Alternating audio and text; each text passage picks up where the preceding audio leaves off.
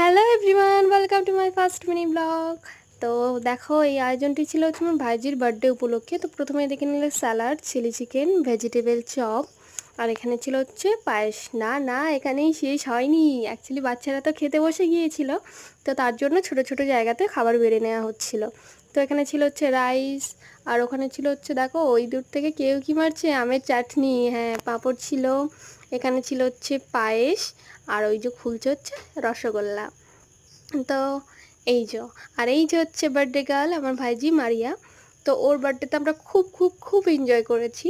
আর সবাই এত টায়ার্ড হয়ে পড়েছিলাম তো নেচে, তো খেতে বসে পড়েছিলাম ফ্রেশ হয়ে। প্রথমেই নিয়ে নিলাম হচ্ছে ফ্রায়েড রাইস, চিলি চিকেন আর ভেজিটেবল চপ। এটা তো আমার অলওয়েজ ফেভারিট, কারণ আমি এটা 4-5টা আরামসেই খেয়ে নিতে পারবো। কে কে আছো আমার মতন অবশ্যই জানিও। আর এই যে পাতে পড়ে গেল আমের চাটনি আর পাঁপড়, এটা খেয়ে তো হজম করতেই হবে, তাই না? তো তারপরেই ছিল হচ্ছে পায়েস, জন্মদিনের পায়েস। আমার মনে হয় বার্থডেতে যতই কেক কাটো না কেন, জন্মদিনে মানে পায়েসটা তো মানে ম্যান্ডেটরি। আর এই কি হলো, আমার রসগোল্লা নিয়ে নিল দেখো।